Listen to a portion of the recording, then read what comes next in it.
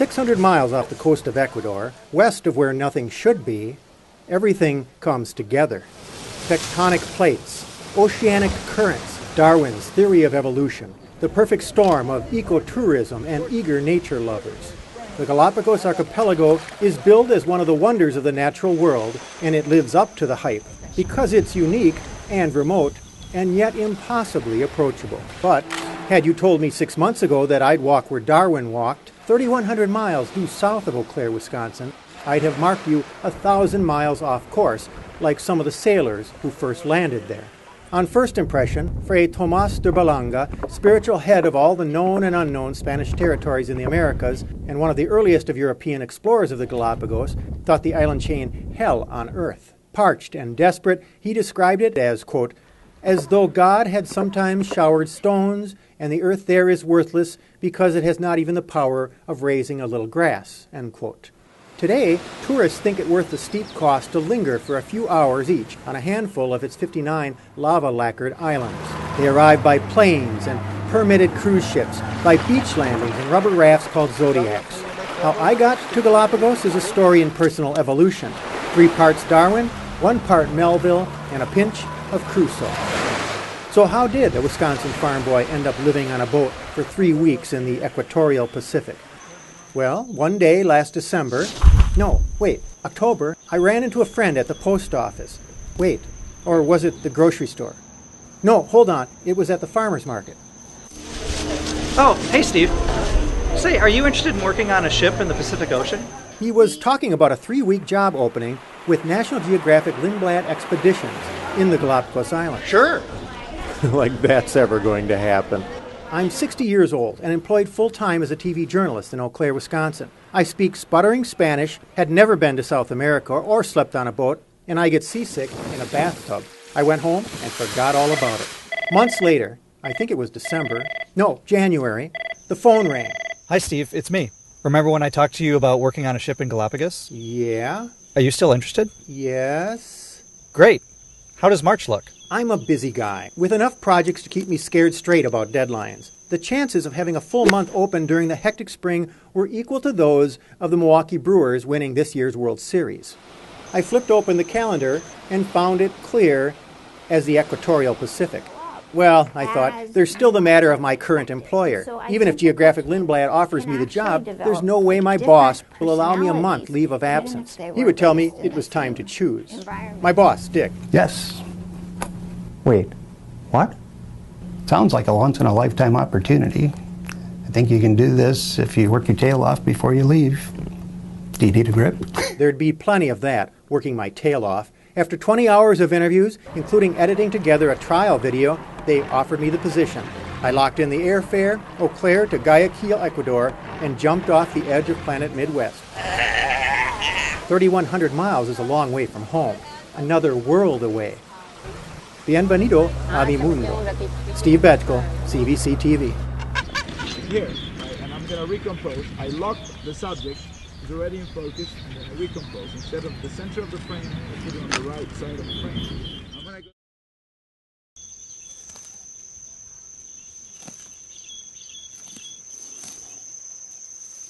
A giant tortoise is built like a boulder. A marine iguana is girded in body armor. But these creatures, like the natural systems they are a part of, are fragile as blossoms tossed by the equatorial wind.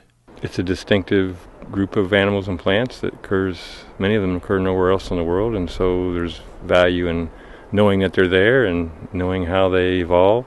Today we are on Genovesa Island, and Genovesa is the jewel of the crown in the Galapagos Islands. This is an island where, in the best day, you can find up to 500,000 birds, between boobies, frigates, mockingbirds, doves, finches, and every single bird that you have in here. He's alive. He's just pretending to be dead. If you're dead, then the frigates are not going to bother trying to steal the food from you. It's like when you pretend to be asleep when your parents are calling you to go to school. Something like that. The unique organisms of Galapagos are not only spectacular, but approachable. Due to the influence of evolution and isolation, they not only lack the fear of humans, but seem to trust us. Whether that's wise or not, it illustrates a salient point. It's conservation, not evolution, that now keeps these animals insulated from the onslaught of human curiosity and encroachment. We're total nature freaks. Nature freaks, we are. This is- And we're trying to raise our grandchildren in the same tradition. It's part of our indoctrination process, basically. The history of the Galapagos is littered with tales of human incursion. Melville's novel Moby Dick was inspired by true events that took place here, and Robinson Crusoe is based upon a sailor stranded in the islands. But the non-fictional history of the archipelago qualifies as a horror story, a sordid telling of human carelessness and avarice.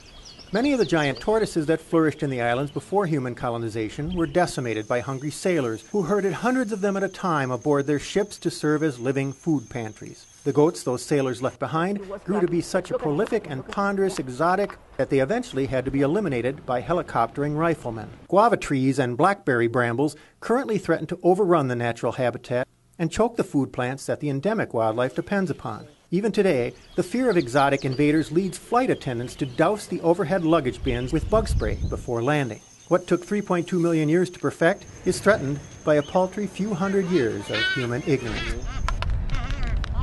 I think it's an incredible success story that they have actually conserved it and there's tightly regulating access to it. But it could disappear overnight were it to be commercialized to a greater extent, or if there wasn't that same sensitivity. There's a lesson here that applies lots of places, and that is it's a lot easier to protect things and keep them from becoming altered rather than trying to go back in retroactively and fix them, because that's extremely difficult and often impossible to do.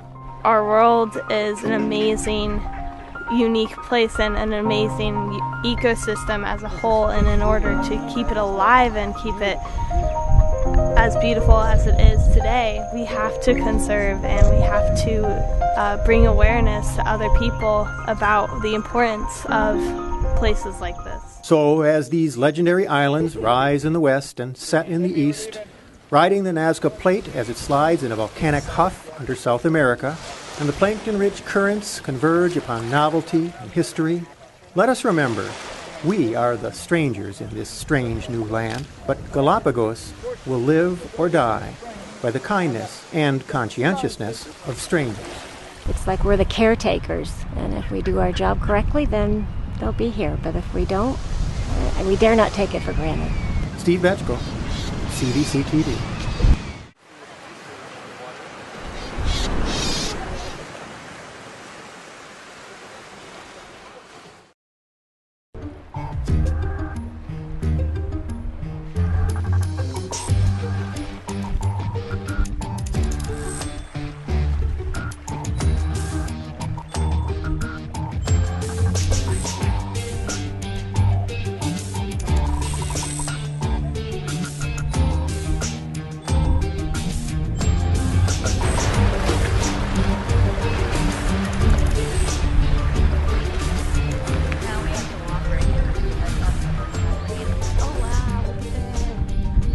You are today in a very special place in Galapagos. This is Fernandina Island, and this is the youngest island of Galapagos, where the last eruption occurred 5 years ago. Everything is lava and lava and lava and lava and lava, right? So it's a very new island. This is one of the most pristine islands in Galapagos because the majority of the plants and the animals are endemic. Take a look to this little Jurassic Park. Come a little bit closer, I don't bite. Don't want to step on them. You're looking at a colony of marine iguanas. This is a really truly marine iguanas. You saw this morning, they swim in the water without very long tails yet. And they are reptiles, ectothermic animals, and I don't know if you notice that the majority of them are facing that way. See it? The majority of them that are facing the sun are cooling off, and those guys touching with their bodies the hot rocks are warming up. They got a gland in the middle of the eyes. They accumulate excessive salt. They filter the salt because they don't drink fresh water, they drink salt water, right? And they spit because they need to get rid of the salt. So this is why they are constantly spitting but it's not spin because it's not through the mouth. It's sneeze. Sneeze salt through their nostrils, right?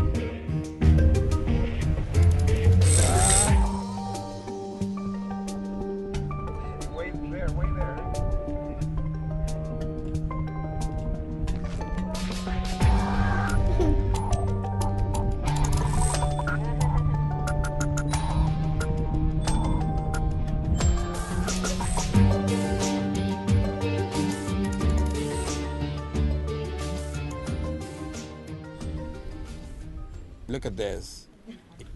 Here, only here you can coexist, you know, with the animals. I mean, it's like anywhere else. In other areas, the animals run away from us.